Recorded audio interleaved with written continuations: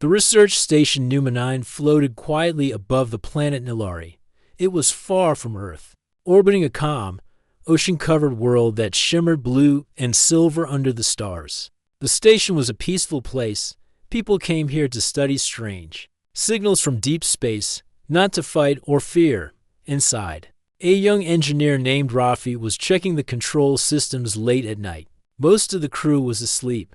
Rafi liked the silence. It helped him think. His job was simple: monitor energy flow, fix errors, and make sure nothing unusual happened. He sat alone at the central desk, his eyes on the glowing screens. The hum of the machines was soft, steady, and normal. Then, something changed. The door behind him opened with a soft click. At first, Rafi thought it was one of the officers coming in to check something. But when he turned around, he stopped breathing for a moment. A tall figure stood in the doorway. She was not human. Her skin was pale silver, almost shining like glass. Her eyes were large and calm, glowing faintly like the stars outside. She wore a flowing robe of green and gold that moved like it was alive. Her face was gentle but strong, and something about her presence made the air feel different. Rafi stood up quickly. "You're in the wrong room," he said, trying to stay calm. The alien woman smiled. Her voice was soft but clear. "I know," she replied. She stepped forward, her long robe whispering across the floor. Rafi froze. He had heard about the Virilians, a peaceful alien race that sometimes sent messages to human stations. But no one had ever seen them face to face like this. Not here. Not alone.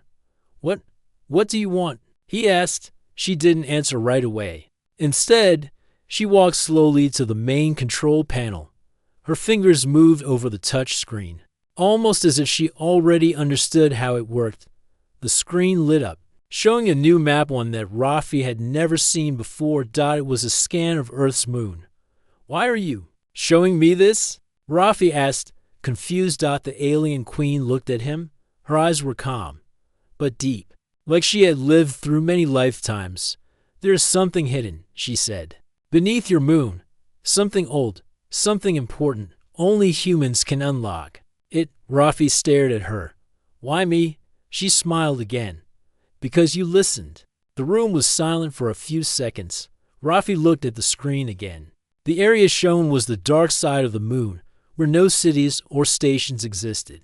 A small dot blinked on the surface, marked in red. "This is not a mistake," she said. "This room, this moment, it was always meant to happen." Then, without another word, she turned and walked toward the door. Rafi stepped forward. "Wait, who are you?" "Why now?" She paused at the door. "I am Varelena, queen of the Virilians, and the stars are moving again." With that, she disappeared down the hall. The next morning, Rafi told everything to Officer Kima, the station's second in command. She was older, sharp-minded, and trusted Rafi since he was a child. But when they checked the security footage of the night, something strange happened. There was no recording of the queen entering the room. The logs were clean. No door open. No visitor was seen. Kima frowned. "Are you sure you didn't dream it?" "I was awake. I spoke to her," Rafi said. "She showed me a map of the moon." They checked the control panel. Nothing was changed. But Rafi noticed a small file in the system, one he had never seen before. It was encrypted. The file name was a single word: "Remember." Rafi opened it. A short message appeared. "To the one who listens, come to the moon. The past sleeps beneath it. The time is close." Vakima read the message in silence. "This is not normal," she said. "This wasn't here before." "Then she was real," Rafi whispered. Kima looked at him. "Even if she was, what do we do now? We can't just fly to the moon because of a strange message." But Rafi couldn't let it go. The queen's calm voice echoed in his mind. Only humans can unlock it. That night, he couldn't sleep. He kept looking at the message, reading it again and again. He searched through old files, science logs, and satellite data. After hours of work, he found something hidden deep in a private archive. Years ago, Earth sent a secret drone to explore the dark side of the moon. It had found strange metal signals beneath the surface, but the project was shut down. No one talked about it again. Why? Rafi stared at the photo taken by the drone. It showed a faint, circular shape in the ground, like a doorway. The Queen had pointed to the same place. Just before dawn, the door of his small room opened by itself. Rafi sat up. The Queen was there again. You came back, he said. She nodded. You are beginning to see. I found the photo, he said. The door under the moon. Why is it there? She stepped inside. Long ago, humans and Virelians were not strangers. We walked together in a time before your memory. But something broke the path. The truth was hidden. The door is part of that truth. Why me? Rafi asked again. Why now? Because the world is ready to listen again. And you are the first to hear. He stood slowly. What happens if I go to the moon? She tilted her head gently. Then the forgotten will wake. And your people will remember who they really are. The Queen left no mark, no sound, no proof. She had ever been there. But Rafi's mind was full of stars and questions. He knew what he had to do. It all began with a sentence he never thought would change his life. You're in the wrong room, he had said.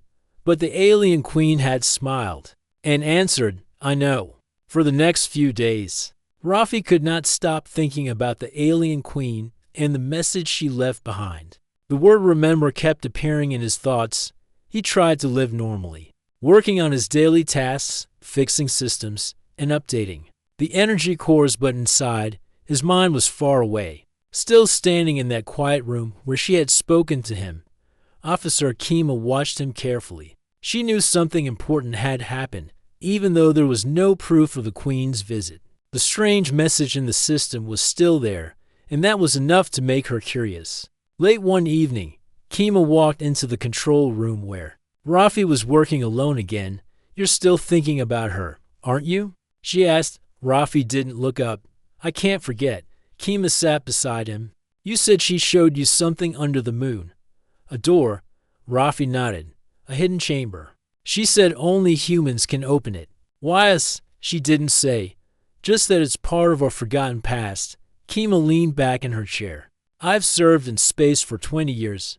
I've seen strange things. But this, she paused. It feels different. Rafi pulled up the file again. The blinking red dot on the dark side of the moon glowed softly. He zoomed in on the area. Suddenly, something strange happened. A set of coordinates appeared, long numbers and letters, spinning across the screen. Then, a short message blinked below them. Signal echo detected. Origin, subsurface lunar zone. Sector 9 FSTATUs, active. Silent. Rafi frowned. It's sending signals, he whispered. But silent, Kima added. No sound, no message, just a pulse. Rafi checked the history. The signal had started 2 days ago, the same day the Queen first appeared. The next morning, Rafi and Kima met with Maiko, a young linguist who specialized in alien codes and patterns. She was quiet but brilliant, and she agreed to help without asking many questions. This signal is not a language, Maiko said, tapping the screen. But it has a pattern like heartbeat, very old, but very regular. It is not random. She paused. Also, look here. She pointed to the signal line. There's something hidden under the sound. They all leaned in. Maiko played the filtered version of the signal. It was slow, deep, and almost like a whisper. Does it say anything? Kima asked. Maiko listened again. Then she turned eyes. What? It's not speaking. It's remembering. Later that day, Rafi walked alone through the lower halls of the station. The place was quiet. Only the soft hum of the lights above. His thoughts were full of questions. He wondered if anyone else had seen the Queen, or if she had only come for him. He reached the empty storage bay, the same place she had vanished the second night. For a moment, he stood in silence, staring at the door. Then he heard a soft voice behind him. You are learning. He turned fast. The alien Queen stood in the corner, her green robe glowing faintly under the light. Her silver eyes were calm as before. Rafi took a step forward. You came again. She nodded. The signal is waking. You are listening. What is it? He asked. What is the chamber under the moon? She looked at him for a long moment before speaking. Long ago, your kind and mine built a place together, a place to protect memories. We feared time. We feared forgetting. So we built a memory stone, a room that could remember everything we were, even if we could not. Then why did we forget? Rafi asked. Her eyes grew a little sad. Because fear came. Fear made us hide. Hide the truth. Hide each other. Rafi took another step. Why not just tell everyone? Why only me? She smiled gently. Because a loud voice breaks peace. But a quiet voice can carry truth. You are quiet, Rafi. He didn't know what to say. She reached into her robe and pulled out a small crystal. It shimmered with soft blue light. This is a memory key, she said. Place it inside the chamber. It will open the path. Rafi took the crystal slowly. It was warm, like sunlight in his hand. Will I see you again? He asked. The queen nodded. When the chamber opens, not before. Then, just like before. She stepped back and vanished into the shadows. That night, Rafi, Kima, and Maiko gathered in a private room. They connected all the data, the coordinates, the signals, the memory key. Kima crossed her arms. If this is real, we need help. Someone with a small ship. Someone we trust. I know someone. Rafi said. He called Byron, a young pilot, who used to fly repair ships before becoming a station assistant. Byron was smart, loyal, and not afraid to take risks. When Rafi told him about the mission, Byron laughed. You want to go to the moon? Because a dream told you? Not a dream, Rafi said. A queen. Byron looked at the others. And you all believe this. Maiko showed him the signal. Kima showed him the maps. Byron stared for a long time. All right, he said. Let's fly. In the middle of the night, the four of them met in the ship bay. They packed only what they needed: tools, scanners, food, and the memory key. The ship was small but fast. As they prepared to launch, Kima looked at Rafi. If we do this, there's no turning back. I know, Rafi said, repeating the queen's words. But the stars are moving again. With quiet engines, the ship left Numenine and turned toward Earth's moon. No one knew what waited for them below the surface, but deep under the lunar ground. The silent chamber began to glow. The Forgotten was beginning to wake. The small ship moved quietly through space, far from the bright lights of Earth. Inside, Rafi sat near the front window, watching the moon grow larger and darker. The side they were heading to, the far side, never faced Earth. It was silent, untouched, and full of secrets. Beside him, Byron guided the controls carefully. He didn't say much, but his hands were steady. Maiko sat in the back, holding a scanner. She was checking the signals every few minutes. Kima stood behind them, looking serious, her eyes watching every number on the screen. They had no permission from Earth or the space council. This trip was not on any schedule. If someone found out, they could lose their jobs or worse, be forced to leave space. But no one backed out. They all felt something deep inside. The truth was close, and it was calling them. 5 minutes to landing, Byron said softly. Are the signals still coming from the same place? Rafi asked. Maiko nodded. Yes, stronger now. The closer we get, the clearer it becomes. Kima checked her notes. We're landing near Sector 9F. That's where the old drone sent pictures, right? Yes, Rafi said. The same place the Queen marked. Byron brought the ship down slowly. The surface of the moon was gray and still, full of dust and shadows. They landed near a flat area surrounded by strange black rocks. There were no sounds, no wind, no life. The ship's doors opened with a hiss. Rafi stepped out first, his boots pressing into the soft moon dust. The stars above looked bigger here. The Earth was not visible from this side. It felt like a different world. This way, he said, checking the scanner. They walked together, moving carefully across the ground. The scanner beeped faster with each step. After 10 minutes, they reached a wide, flat area with no rocks or hills. It looked like a giant plate buried under the surface. The ground here felt different, solid, smooth. This is it, Rafi whispered. Maiko pointed at the center. Look, symbols. They brushed away the dust. Underneath were glowing lines, faint, but real. The lines formed a circle with shapes and curves that pulsed slowly with blue light. Kima knelt beside it. This isn't human design, but it's beautiful. Rafi took the memory key from his pocket. The crystal shimmered gently in his hand. Should I place it? He asked. Everyone looked at him. No one spoke, but their eyes said yes. Rafi walked to the center and held out the crystal. As he lowered it toward the ground, the symbols began to glow brighter. He touched the key to the center of the circle. A soft hum filled the air. Suddenly, the ground below them began to shift. A round door opened slowly, dust falling around its edges. A staircase appeared, leading downward into darkness. Faint lights glowed along the steps, like the inside was waking up after a long sleep. Rafi looked at the others. Let's go, Kima said. They moved down the stairs, one by one. The walls were smooth metal, covered in symbols that pulsed like a heartbeat. The air felt clean, but old, like the breath of something ancient. The stairs ended in a wide, round room. The ceiling was high and domed, with lights that looked like stars. The floor was made of glass, and underneath, they could see shaped circles, lines. Maybe machines. In the center stood a tall, glowing pillar. Rafi walked toward it. As he got closer, the pillar changed. It showed moving images, humans and Virilians side by side, working together, building something. It's a memory, Maiko said softly.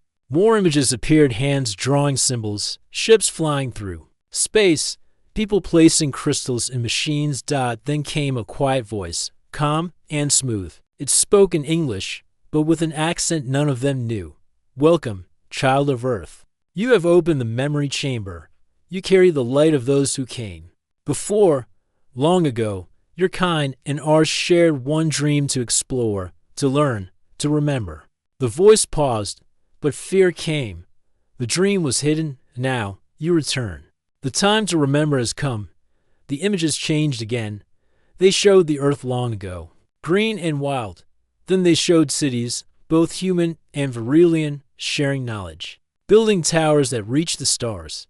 Then came fire, silence. The pictures faded into darkness. This was not a war, Maiko said. It was forgetting.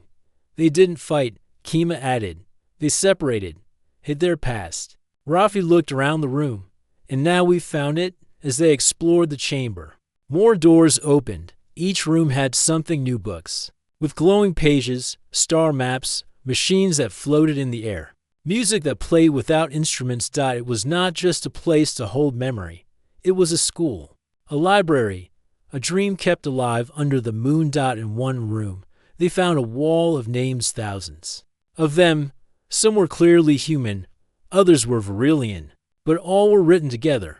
Then they found a message carved into stone. We are not two. We are halves of the same whole. When the stars return, so must we. Kima placed her hand on the stone. They left this for us. They believed we would find it again. But why did they hide it? Byron asked. Rafi answered. Maybe they feared what we would become without each other. Maybe they hoped we'd become strong enough to choose peace, not fear. Suddenly, the room grew warmer. The lights pulsed faster. Rafi turned and saw a tall figure at the door. It was the queen. She stepped into the chamber, her eyes shining. You found it, she said. I am a step forward. How did you get here? I was already here, she said. This place is part of me. She walked to the glowing pillar. The machine changed, showing her face beside Rafi's. This chamber is alive, she said. It knows when the key returns. You are the key, Rafi, not just the crystal. You? He looked confused. But I'm no one special. You listened, she said. You believed. That is more special than you know. The queen looked around at them all. This place is not just memory. It is message. It can speak to your world, but only if you choose to share it. Kima stepped forward. And what happens if we do? The queen smiled. Then the path will open again, and maybe, just maybe, our Takines can become one dream again. Rafi looked at the team. Then he looked at the glowing room, the stories in the air, the truth under their feet. We came to remember, he said. Now we must help others remember too, and far above them, on Earth, The stars seemed to shine a little brighter. The chamber under the moon stayed quiet, but it was full of light. The walls gently glowed with memory. The machines moved without sound. Rafi and his team stood in the middle, still trying to understand everything they were seeing. The alien, Queen Varelena, walked slowly around the main room. Her robe flowed behind her like water. She stopped in front of the glowing pillar and looked up at the images, dancing in the air pictures of old Earth, peaceful cities, and flying ships, built by two species. This is where it all began, she said softly. Rafi stepped beside her. You said humans and Virelians worked together. But how did everyone forget? The queen placed her hand on the pillar. A slow wave of light moved through the walls. A new image appeared to large towers, standing side by side, one with human writing and the other with Virelian symbols. The memory was placed here on purpose, the queen said, to protect it. There were people both human and Virelian who feared what might happen if this truth was left in the open. But why? Michael asked. Because truth is powerful, the queen replied. It can unite, but it can also divide. They chose to hide it until the world was ready. Kima crossed her arms. And now it's ready? The queen nodded. Because you came, you listened, you remembered. Byron walked over to one of the machines that looked like a floating glass circle. He touched its side and it came to life, showing the star map dots and lines connecting hundreds of stars like a web across the galaxy. Is this a travel map? He asked. Michael studied it carefully. No, it's a history map. The stars lit up in patterns. Some were marked with symbols, others blinked slowly. This one, she said, pointing, is Earth. This one is Varelia. But look, there are others. Rafi stared at the glowing points. You mean other species? Yes, the queen said. There were more. We were not alone. Even then, Kima stepped back, thinking. How long ago was this? Many thousands of years, the queen answered. Before written history. Before even your oldest cities? Maiko's eyes widened. Then everything we know about human history is missing a part. A very important part, the queen said. The part that shows you were never alone. In another room, they found a tall structure with smooth silver walls and no doors. When Rafi walked near it, it began to glow. A soft voice spoke from inside. Genetic code match confirmed. Human signature active. Welcome, Rafi, child of Earth. The wall opened, revealing a small room inside. Rafi stepped in carefully. The others stayed behind. Watching. Inside, the wall showed moving pictures, memories stored by the chamber. One image showed a child who looked like Rafi, but it wasn't him. That's not possible, he whispered. The voice spoke again. This memory belongs to the past. A human like you, who stood here before. His dream was peace. His name is lost, but his heart remains.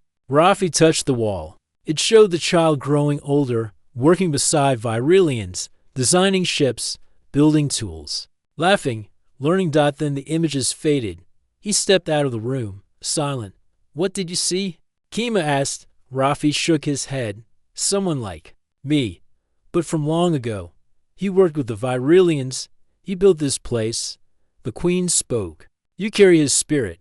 That is why the chamber opened for you. Suddenly, a loud beep echoed through the room. Maiko ran to the control screen. Something's happening, she said. There's a signal coming in from Earth. Everyone gathered around. The screen showed a warning. Unauthorized activity detected on lunar surface. Unknown signals reported. Investigating. Kima frowned. They found us. The queen remained calm. They will come. That was always expected.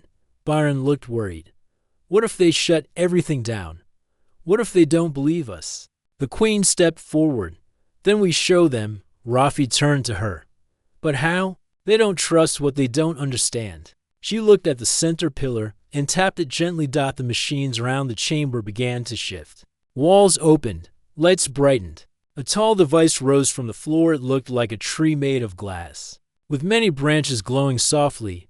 This is the Unity Tree, the queen said. It sends stories, not orders. It shows truth, not fear. Maiko touched the glowing branch. We can use this to send a message. The Queen nodded. Not just to Earth, to every Varillian ship, every human outpost, every listening station, across the stars. But will they believe us? Byron asked again. They will see, the Queen said. And seeing is the beginning. The team worked quickly. Maiko translated the key parts of the chamber's message. Kima added clear maps. And history records. Byron connected the ship's systems to help the signal travel farther. Rafi prepared a short message and his voice simple. Honest. He stood in front of the Unity Tree, a soft light shining on his face. My name is Rafi. I'm a systems engineer. From Station Numa 9. We found something under the moon, something ancient, something true. It shows that humans and Virillians were once friends, builders, dreamers. We lost that memory. But now, we have found it again. We are not asking for anything. We only ask that you see what we have seen. He stopped. The machine recorded every word. Then he stepped back. Maiko pressed the final button. The Unity Tree lit up fully. A wave of soft light spread out from the chamber, shooting into space like a quiet sunrise. The message was sent far away, on Earth. In deep space, and on silent stations, people stopped what they were doing as screens lit up. They saw Rafi's face. They heard his words. Then they saw the images, the chambers, the shared work of humans and aliens. The peaceful history hidden for so long. Some cried, some doubted, but no one could look away. Back in the chamber, the team waited in silence. Then, a soft beep sounded. A reply was coming. The lights inside the lunar memory chamber dimmed gently after the message was sent. The silence that followed felt heavier than before. Rafi stood near the Unity Tree, his hand still resting on its glowing branch. Kima, Maiko, and Byron were nearby, watching the control screens carefully. Then a soft sound broke the stillness. Beep, beep, beep. The reply signal had arrived. Maiko quickly brought it up on the central screen. Lines of text scrolled across in Earth Standard Code. Message received by Earth Command. Verification in process. Do not leave location. A team is being sent. Rafi's heart beat faster. That's not a warning, he said. But it's not friendly either. Kima frowned. They're treating this like a threat, not like a discovery. They don't understand yet, Maiko added. They need time. The alien queen, Varellana, stood near the wall. Her face was calm, but her voice was thoughtful. They will come with questions, maybe with fear. Byron shook his head. They should be happy. We found proof that humans and Virillians were once united. This is history. The queen looked at him kindly. Yes, but history is heavy and fear is light. People often carry fear because it feels easier than truth. A few hours later, the outside sensors detected a ship entering the moon's orbit. It was a human transport ship, painted with the symbol of Earth Command. They came faster than I expected, Kima said. Maiko checked the radar. They're not alone. There's a support drone and a satellite link. They want to watch everything, Rafi sighed. Let's show them the truth, just like we saw it. The chamber adjusted. It's light.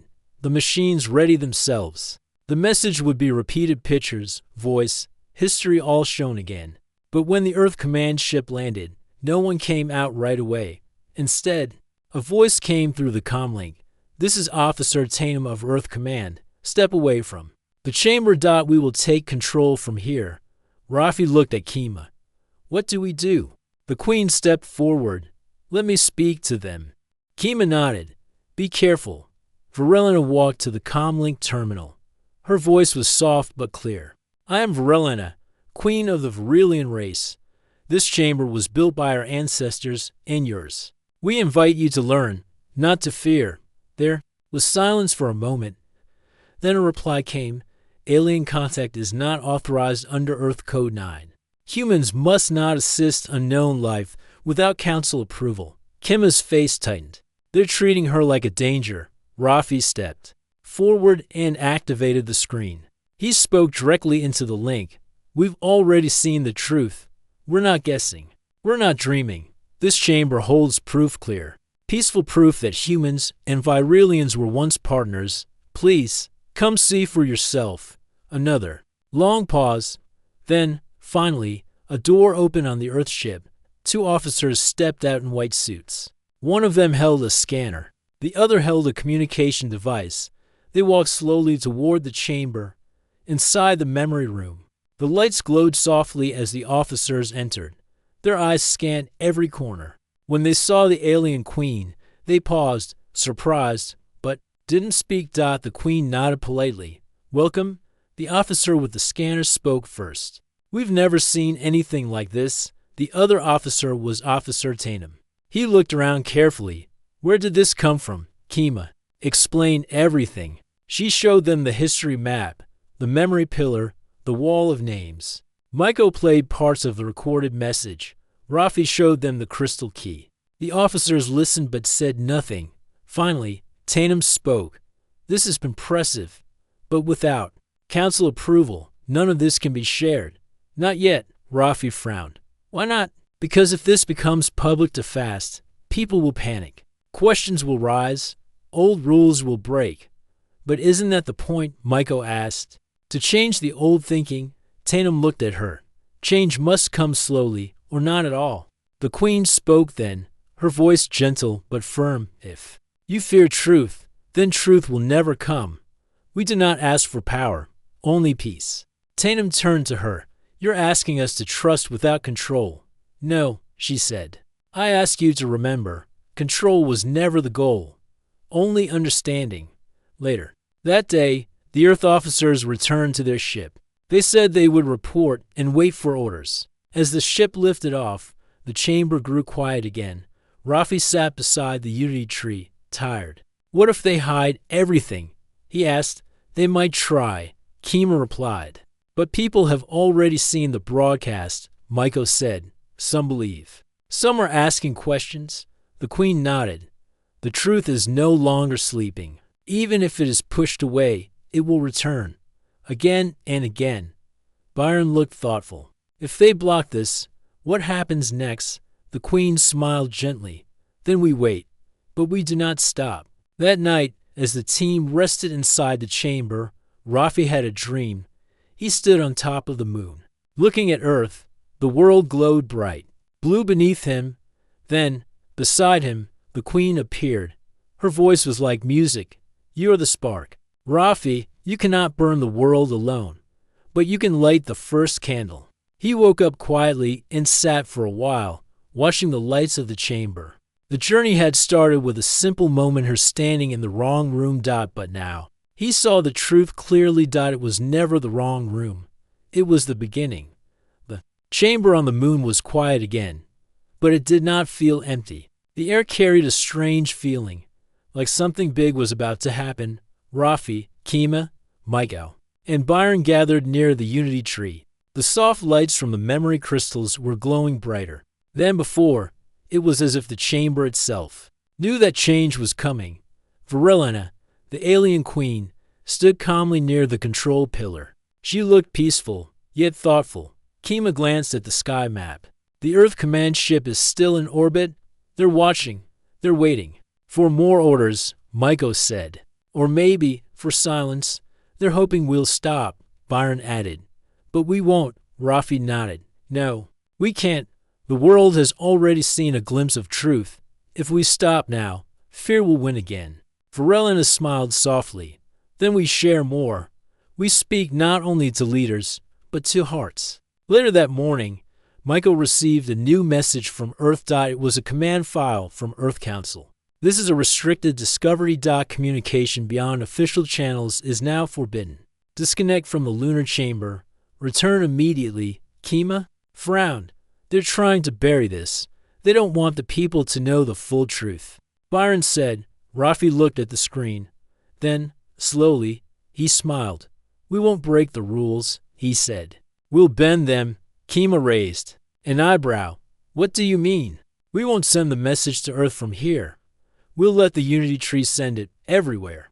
The unity tree, made of crystal and memory, had a secret ability that the queen had shown them earlier. It could transmit messages in a special way, not just through human tech, but through dream code. A strange kind of signal that reached deep into memory machines and vision networks across space. "We'll let people dream the truth," Rafi said. "We don't need permission for that," the Queen agreed. "The message will touch their minds when they rest. It will not harm them. It will only show them what was forgotten." Maiko and Kima worked quickly. They used simple words, gentle images, and clear sound, a story that could not be erased, only remembered. Byron helped align the tree's crystal roots to send the signal across the neural net, the invisible system that connected devices on Earth, ships in orbit, and even some people's homes. When the message was ready, the Queen stood before the Unity Tree and touched its core. The light shimmered in beautiful colors: blue, silver, gold. Then they pulsed outward like soft waves. The chamber grew silent. And then the message left the moon, back on Earth. Strange things began to happen. In a home in Nairobi, a boy named Amin had a dream of stars and glowing trees. He saw humans holding hands with beings of light. In a quiet apartment in Mumbai, a girl named Zoya saw a memory of a queen standing under a crystal tree, speaking of peace and unity. In a hospital in Brazil, a man opened his eyes after a long sleep. He whispered, "We were never alone. We were always together." People across the world began to remember things they had never seen. Some felt joy, some cried. Some were confused, but no one was afraid. They searched for the truth. They shared what they saw. The message spread, not like a virus, but like a song that everyone already knew in their heart. At the Earth Council building, leaders met in silence. They had tried to stop the message, but it was too late. One council member, an older woman named Naima, stood up slowly and said, "The people believe, and I believe too. We cannot erase what has already been felt." There was no reply, no argument, only quiet understanding. Back on the moon, the Unity Tree dimmed gently. The signal had been sent. Rafi sat quietly, breathing deeply. "It's done." The Queen sat beside him. "Now, we wait." Maiko smiled. "Do you think they'll accept it?" Kima answered, "Some will, some won't, but at least now they'll know." Byron looked at the stars through the chambers. "Roof, we've planted the seed. That's all we could do." Hours later, a new message arrived from Earth Council.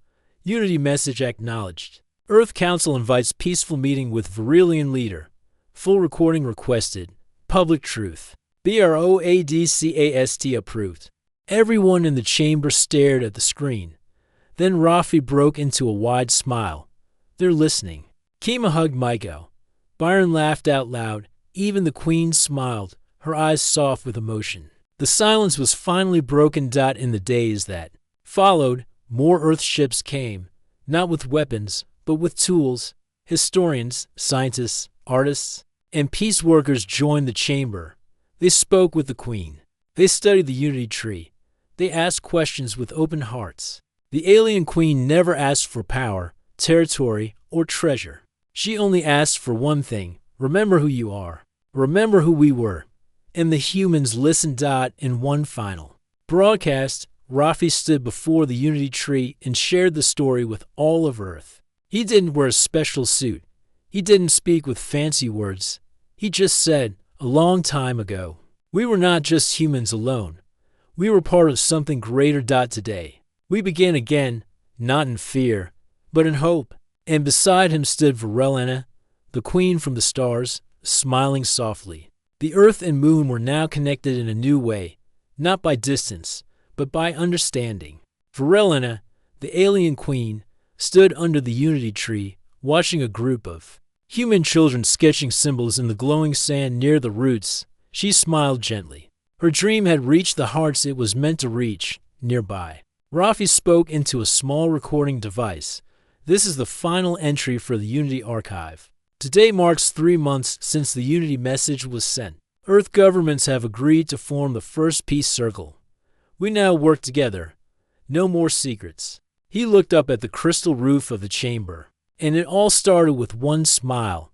In the wrong room, Kima had joined a group of engineers, building a peace base on the lunar surface. Instead of weapons, they used soft metals, clean energy, and open halls. A place not for defense, but for dialogue. This station will be called Harmony 1. She told Maiko over a voice call. It's the first of many. Maiko smiled from his desk on Earth. He now worked with a new broadcast group that shared the story of the Unity Tree in schools, markets, and homes. I showed the message to my mother. He said, she cried. She said she had always believed there was more to the sky. People across Earth changed in small ways. In schools, children now learned about ancient memory crystals and shared songs from the stars. Artists painted giant murals of human hands, touching glowing trees. Old beliefs were not erased. Instead, they were woven together with new dreams. People began saying, "We are not alone," with wonder instead of fear. Even the Earth Council had changed. The new Unity Council now had a seat for a Varillian speaker. A young girl named Yara, trained by Varelena, sat calmly among world leaders. She spoke softly but was always heard. One morning, Rafi stood beside Varelena near the Unity Tree again. A soft light poured through the ceiling. "Queen Varelena," he said, "you never told us what made you smile that first day when I said, 'You're in the wrong room,' and you said, 'I know.' Why did you smile?" She looked at him with kind eyes. "Because I was not lost. I was exactly where I needed to be." Rafi laughed. "You knew all along." The queen nodded. "Yes, and I knew the one who said those words would help open the door." In a quiet part of the chamber, Byron sat with a group of students, showing them how the ancient consoles worked. He touched a panel and said, "This one opens the star map. See, these lights show old paths from long ago." One curious boy asked, "Can we visit those places?" Byron smiled. "One day, yes, but not to conquer, only to remember." The chamber, once forgotten, had become a classroom, a temple, and a bridge between worlds. Earth and Varelia, though far apart in space, were now close in spirit. Varelena had sent word back to her people. The Virelians were peaceful, patient, and slow to move. But they listened. They sent gifts of floating plants that sang at night, scrolls of glowing history, and one living tree, planted in a park in South Africa. That tree, a younger version of the Unity Tree, became known as the Tree of First Light. People sat under it to read, talk, or simply think. It gave off a warm hum that made hearts calm. One day, news came. A small Varillian ship would arrive on Earth.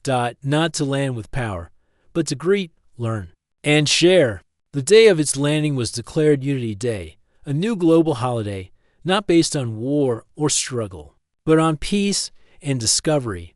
The world watched as the ship slowly descended over a calm sea. The water below reflected its golden lights like a mirror. Children sang, elders wept, and all stood silent as the ship's door opened. From it stepped 3 Virillians, tall, gentle, and graceful. They bowed slowly.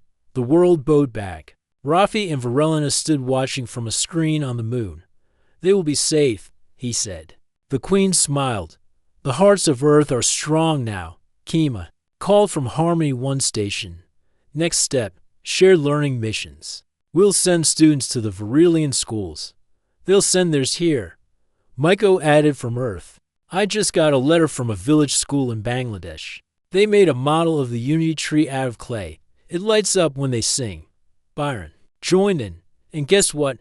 There's already a song spreading across the net. It's called "We Were Never Alone." Everyone laughed, but one part remained. In a private place beneath the Unity Tree, the queen had left something for Rafi. It was a memory crystal, deep blue in color, shaped like a small leaf. He picked it up and placed it near his temple. As he had been taught, a vision came. He saw a Varillian child, long ago, sitting beside a human woman under the stars. They were not speaking, but sharing thoughts through the light. The child smiled.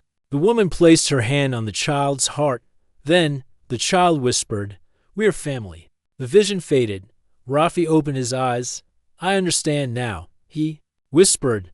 That night, as the moonlight touched the Unity Tree, Rafi sat with Varelena one last time. "I think it's time you return to your people," he said. The queen nodded. "Yes, but not to leave you. Only to prepare." "Prepare for what?" for the day when Earth no longer looks up at the stars with wonder, but walks among them with grace, they stood up together. The journey had begun, not in war, not in conquest, but in remembrance, the end.